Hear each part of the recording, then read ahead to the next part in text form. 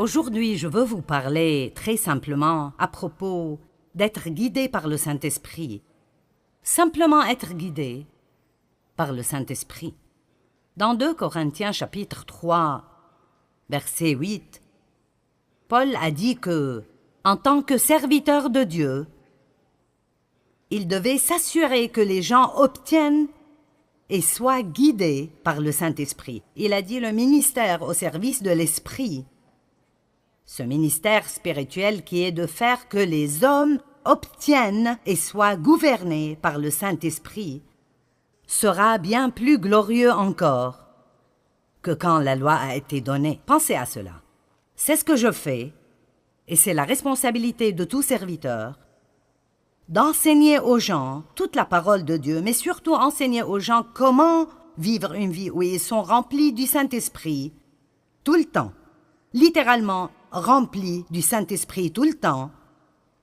Et je veux encourager chacun d'entre vous aujourd'hui et chaque jour de votre vie à prier pour que vous soyez remplis jusqu'à déborder de la présence et de la puissance du Saint-Esprit.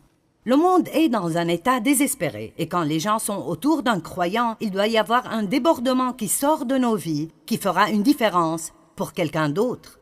Et je veux avoir ce débordement dans ma vie jusqu'au point où je n'ai pas nécessairement besoin de prêcher à quiconque, et je ne parle pas de comme je le fais maintenant, mais quand je vais à la pharmacie ou au supermarché, je veux que les gens sachent qu'il y a une différence dans ma vie. Et je crois que c'est ma responsabilité, en tant que serviteur, d'enseigner tout le conseil de la parole de Dieu, mais particulièrement de savoir plus à propos du ministère du Saint-Esprit.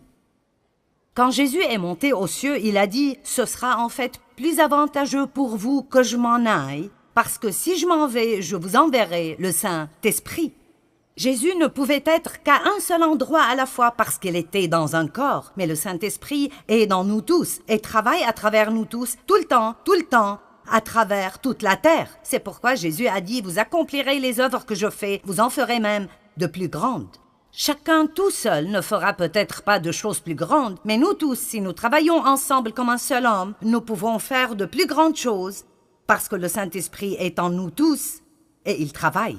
Donc nous voulons obtenir et être remplis de et guidés par le Saint-Esprit.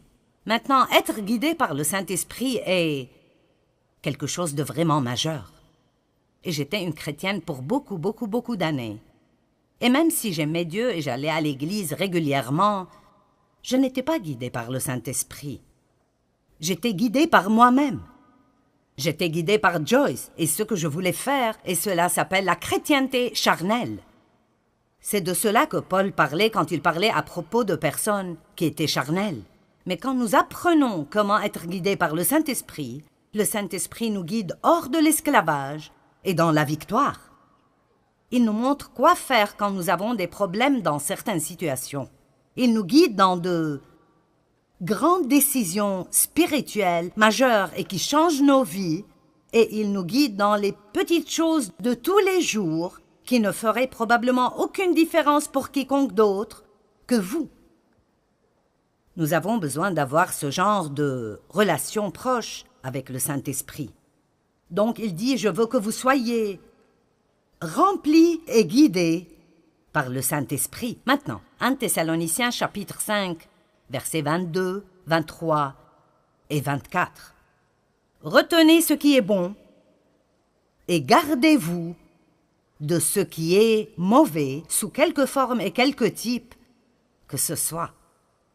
Que le Dieu de paix lui-même vous rende entièrement saints, qu'il vous sépare des choses profanes, vous rende purs et entièrement consacrés à Dieu, et qu'il vous garde parfaitement esprit, âme et corps.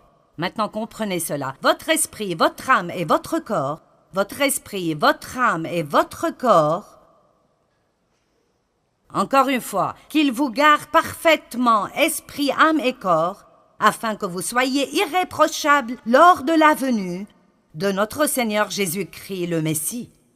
Et le verset 24, « Celui qui vous appelle à lui est fidèle et digne de confiance, et c'est lui qui accomplira tout cela, il accomplira son appel en vous bénissant et en vous gardant. Maintenant, je pense que si un jour nous ne serons pas en colère contre nous-mêmes, nous devons peut-être nous comprendre nous-mêmes un peu mieux que maintenant, parce que vous savez que vous pouvez vouloir deux choses différentes en même temps, l'une étant bonne et l'autre étant mauvaise. Et vous pensez, quel est mon problème maintenant? Je veux me lever et aller à l'église demain. Je ne veux pas me lever et aller à l'église demain. Je ne veux pas manger cette glace au chocolat. Je veux manger cette glace au chocolat. Je veux te pardonner. Je veux rester en colère contre toi tout le reste de ma vie. Eh bien, ce qui arrive est ceci. Ceux-ci sont nos petits amis aujourd'hui. Le corps, l'âme et l'esprit. Nous avons une petite lumière dans notre esprit. J'ai pensé que c'était plutôt génial. Alors, quand nous sommes nés de nouveau, cette partie de nous, la partie de l'esprit, qui est la partie la plus profonde de notre être, est rendue sainte. Nous sommes lavés à l'intérieur, parce que Dieu ne peut pas être quelque part qui n'est pas saint. Donc, pour qu'il vienne et pour qu'il vive en nous, il doit nettoyer l'endroit avant de pouvoir venir et y vivre. J'aime le dire ainsi, j'aime dire que lorsque nous sommes nés de nouveau, nous portons en nous la graine de tout ce que Dieu est. J'aime un Jean 3,9, il dit que nous recevons la semence divine du Dieu puissant. Nous obtenons une nouvelle nature. Dieu vient vivre en nous et nous avons littéralement tout ce dont nous avons besoin spirituellement pour grandir et être mature et être tout ce que Dieu veut que nous soyons. Alors il dit, je te sanctifierai, esprit. Mais quoi à propos de ce gars-là, l'âme? Mais qu'en est-il de... Vous voyez, nous l'avons bien habillé, n'est-ce pas merveilleux? Le corps. Et nous ne pouvions pas trouver de façon de le faire. Mais le corps aime se vêtir de tout cela et puis se regarder. N'aimez-vous pas cela? La moitié de ceci m'appartient probablement. Voici une petite étiquette qui dit « Je suis génial ». Et nous allons de « Je suis génial » à « Je suis stupide, je me déteste, je m'aime tellement », vous savez. Mais là, cette âme, je ne sais pas ce qui me serait arrivé si je n'étais pas arrivé à comprendre mon âme et la façon dont j'ai été façonné. J'ai appris ceci il y a beaucoup d'années en lisant des livres écrits par Watchman Nee parce que je n'apprenais vraiment cela nulle part alors. On me disait tout ce que j'avais et tout ce qui m'était disponible, mais rien de cela ne semblait marcher dans ma vie et je ne savais pas ce qui clochait. J'écoutais à propos des promesses de Dieu et de comment je pourrais avoir toutes ces choses par la foi, et je luttais si dur pour essayer d'appliquer chaque message que j'écoutais quand j'écoutais des enseignements.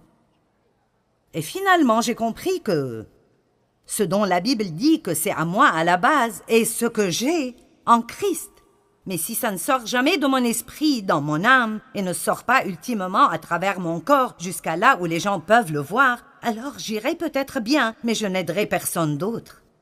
Je ne pourrai pas faire quoi que ce soit pour quiconque d'autre. Et alors ça m'aidait vraiment pour me comprendre moi-même, de réaliser que mon âme, et nous en avons tous une, et ma pensée, ma volonté et mes émotions. Votre âme vous dit ce que vous voulez, ce que vous pensez et comment vous vous sentez. Elle ne vous dit rien à propos de Dieu, elle vous dit tout à propos de vous-même. Alors, votre esprit peut vous guider et vous dire de vous lever et d'aller à l'église, ou de donner quelque chose, ou de demander pardon à quelqu'un, ou de donner une faveur à quelqu'un. Et dans cette partie, la partie de la nouvelle nature en vous, vous voulez vraiment le faire. Vous aimez Dieu et vous voulez le faire. Mais après, votre âme dit « Je n'ai pas envie de faire cela. Je ne veux pas. Et franchement, je ne pense pas que c'est une bonne idée. Il n'était pas très gentil avec toi. Pourquoi devrais-tu faire cela? » Et alors, tout le raisonnement commence à propos de pourquoi vous ne devez pas faire cela et votre corps veut juste se reposer et faire la sieste ou manger un beignet ou quelque chose comme ça. Alors, vous devez comprendre, votre corps n'est capable de faire que ce que vous l'entraînez à faire. Il ne peut faire rien d'autre. Il est juste plutôt stupide, sauf si vous l'entraînez et le gardez sous contrôle tout le temps. Ce n'est pas surprenant que Paul ait dit « Je traite durement mon corps ». Il n'a pas dit « Je nourris sûrement mon corps ». Il a dit « Je traite durement mon corps ». Ça sonne pareil, mais les mots sont bien différents. Alors, ça nous aide beaucoup de comprendre ceci. Paul a décrit ce même dilemme dans Romains chapitre 7. Et si vous lisez Romains 7 depuis le verset 15 jusqu'à la fin du chapitre, vous penserez « Il sait de quoi je parle ». Parce que Paul dit « Quel est mon problème? Ce que je veux faire, je ne le fais pas. Et ce que je ne veux pas faire, je le fais. » Et puis c'est comme s'il avait une conversation avec lui-même. Donc si je ne veux pas le faire, mais je le fais, ce n'est donc plus moi qui agis ainsi, mais ça doit être une autre loi spirituelle à l'œuvre dans mon corps qui me fait agir ainsi. Et puis il continue encore et il dit finalement « Qui me délivrera de ce corps de mort? Dieu soit loué, il le fera par Jésus-Christ. » Donc, si nous revenons à 1 Thessaloniciens, il a dit « Je vous sanctifierai, corps, âme et esprit. Je le ferai. J'accomplirai mon appel en vous sanctifiant. » Nous voyons que Jésus est le chef et le consommateur de la foi. La Bible nous enseigne dans Philippiens 1,6 que celui qui a commencé en vous cette bonne œuvre la rendra parfaite pour le jour de Jésus-Christ. Eh bien, si Dieu fera tout cela, et si j'ai été sauvé depuis 25 ans et je me suis toujours un désastre, si j'ai été sauvé depuis 25 ans et je suis toujours un désastre, j'essaierai de ce côté. Si j'ai été sauvé depuis 25 ans,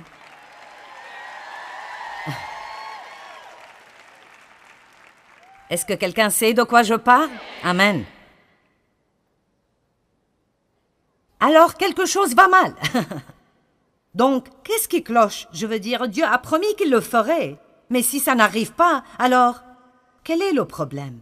Eh bien, peut-être que vous ne savez pas comment vous appuyer sur la grâce de Dieu, ni comment vraiment dépendre de lui, ni comment recevoir sa grâce. Mais aussi, peut-être que nous ne coopérons pas avec et ne nous soumettons pas au Saint-Esprit. J'aime dire tout le temps que nous sommes les partenaires de Dieu. Dieu a sa part et nous avons la nôtre. Dieu ne fera pas notre part et nous ne pouvons pas faire la sienne. Amen.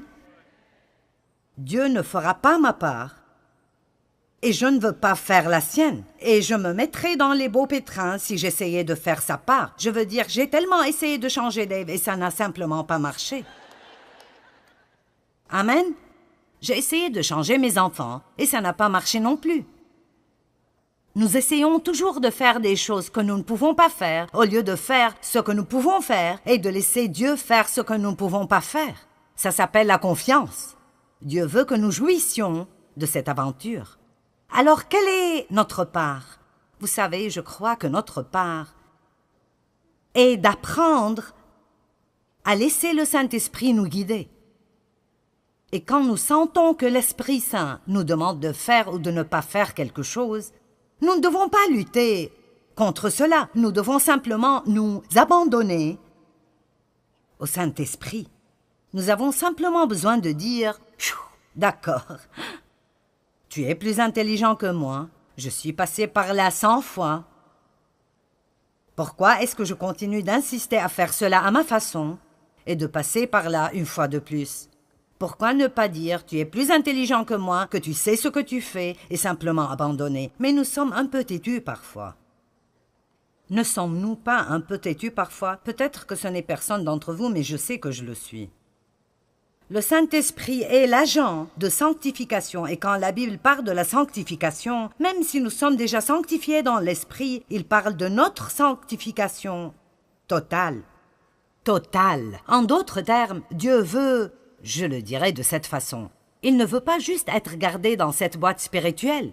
Il ne veut pas juste vivre dans cette petite boîte spirituelle où nous le laissons sortir le dimanche matin pendant 45 minutes et puis nous partons et le reste de la semaine, nous avons un autocollant sur notre voiture et une croix autour du cou, mais nous faisons exactement ce que nous voulons tout le temps. Ce n'est pas le but de Dieu pour nos vies. Son but est que nous nourrissions notre esprit de la parole de Dieu qui commence alors à renouveler nos pensées et puis cette parole commence à agir dans nos vies. Elle change nos pensées, elle change notre volonté et elle commence à contrôler nos émotions. Mais cela n'arrive pas sans que nous disions « Oui Seigneur, c'est ce que je veux dans ma vie ». Vous savez quoi? Dieu est un gentilhomme et il ne nous obligera pas à faire quoi que ce soit. Nous devons le vouloir. Et si vous étudiez le mot « sanctification », c'est le même mot que « sainteté ». Et parfois, quand on parle de la sainteté, les gens sont un peu mal à l'aise. Mais la Bible dit que la sainteté est une récompense. C'est en fait une récompense. Quand vous vivez une vie sainte, c'est une récompense parce que vous ne vous sentez pas coupable et condamné tout le temps à cause de toutes ces choses que vous ne faites pas et que vous savez que vous devriez faire parce que Dieu vous a dit de les faire et vous ne l'avez pas écouté. Maintenant, vous avez des problèmes. Tout le monde reconnaît cette situation-là? D'accord. Tout le monde, bien sûr. Alors j'aimerais prendre la liberté ici de vous lire un peu de la définition du mot sanctification du dictionnaire grec Vine. Donc ce n'est pas quelque chose que je viens d'inventer. Ça vient des gens qui sont supposés savoir de quoi ils parlent. N'aimez-vous pas mettre le mot expert partout? Eh bien, ceci vient des experts. Donc la sanctification veut dire réservé pour Dieu. Donc la première question que je veux vous poser est: est-ce que vous croyez que vous êtes réservé pour Dieu? Vous ne vous appartenez pas, vous avez été acheté, d'après la Bible, acheté par quelque chose de précieux, le sang de Jésus-Christ. Et cette croix qui est en haut, je leur ai demandé de mettre ça là ce week-end, parce que je veux continuer à rappeler les gens du prix que Jésus a payé pour cette liberté que nous avons quand il a été cloué sur cette croix et a souffert et a saigné et est mort et a payé pour nos péchés. Amen. Et alors, je dois avoir un type de réponse à cela, différent de juste passer ma vie à faire ce que je veux faire. J'aime toujours dire que si Dieu n'avait besoin de nous pour rien, dès que nous sommes sauvés, il pourrait nous ravir d'ici et nous irions dans la gloire. Mais il a besoin de nous. Nous sommes les mains et les pieds, les yeux, les bras, la bouche, les oreilles de Jésus. Il appelle le monde à travers nous. Donc, mis à part pour Dieu. Et puis il dit le type de vie, ou comme j'aime l'appeler, le mode de vie, qui est approprié à ceux qui sont mis à part. Donc, en d'autres termes, si nous sommes mis à part pour Dieu, alors il y a un mode de vie qui doit aller avec cela. Alors, nous ne pouvons pas juste aller à l'église et continuer à vivre avec un mode de vie profane et impie toute la semaine. Il y a un certain mode de vie que nous vivons. Si nous appartenons à Dieu, nous commençons à penser et à parler différemment. Nous commençons à agir différemment. Nous pardonnons aux gens qui nous ont blessés. Nous ne restons pas en colère contre eux. Nous ne gardons pas tout pour nous-mêmes. Nous apprenons en fait à nous réjouir dans le don. Nous sommes bons envers les gens. Nous voulons faire des choses pour les gens. Ça devient une marque déposée dans nos vies de voir combien de gens nous pouvons en fait rendre heureux.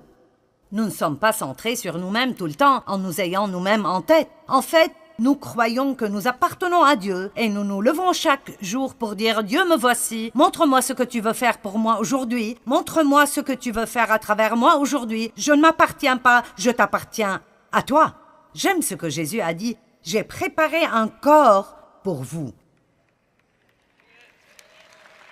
Et c'est là où nous devons arriver. Nous sommes un corps totalement rempli et inondé de Dieu, comme le dit Paul dans Éphésiens 3, 19, pour que vous soyez remplis jusqu'à toute la plénitude de Dieu.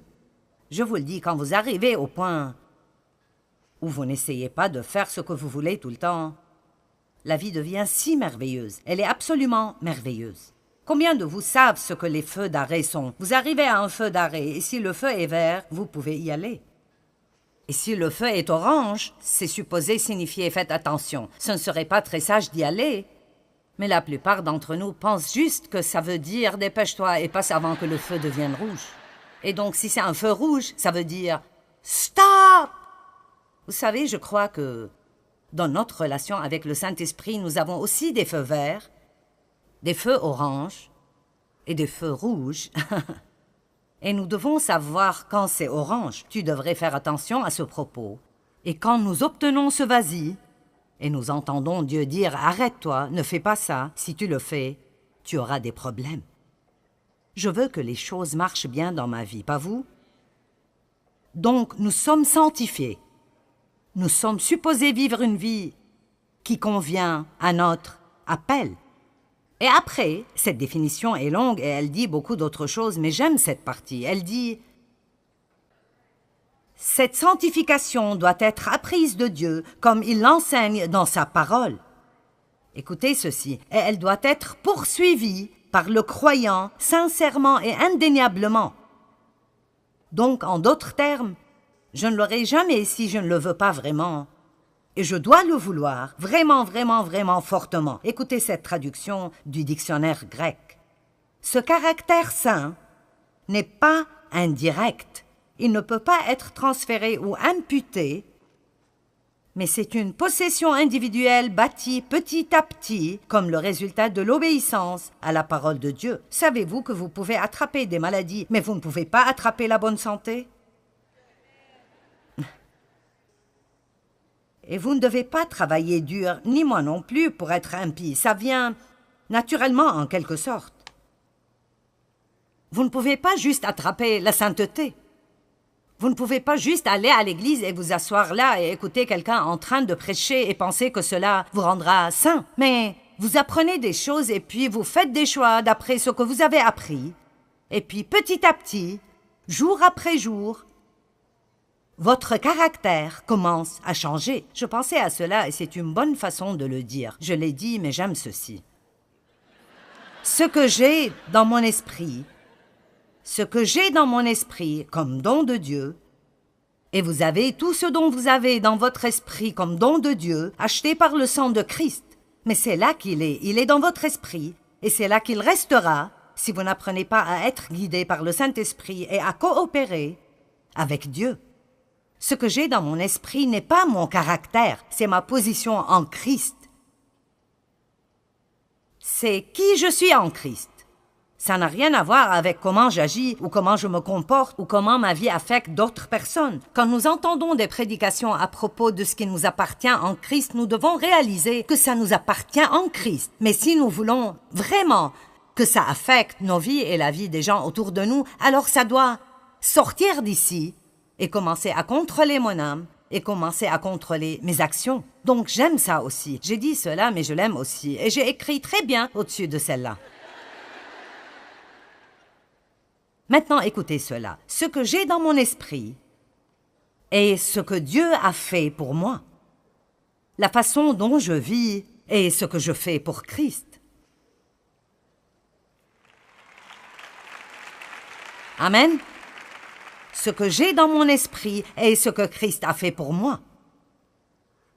Mais quand quelqu'un m'énerve et mes émotions se déchaînent, et je ne veux plus être bon envers lui, et je veux me dire à son sujet, je veux dire à tout le monde ce qu'il a fait, mais je reçois un feu rouge. Vous me suivez? Je ne vous perds pas, j'espère. Et je reçois un feu rouge dans mon esprit. Non, non, non, j'ai entendu la parole. J'étais là quand le prédicateur a enseigné à propos du pardon. J'ai entendu ce message. Maintenant, c'est le moment de le faire. Amen. Vous savez, nous sommes vraiment excessivement éduqués à l'Église. Parfois, je ne pense pas qu'on a besoin d'un message de plus. Nous avons juste besoin d'appliquer ce que nous avons déjà. Amen.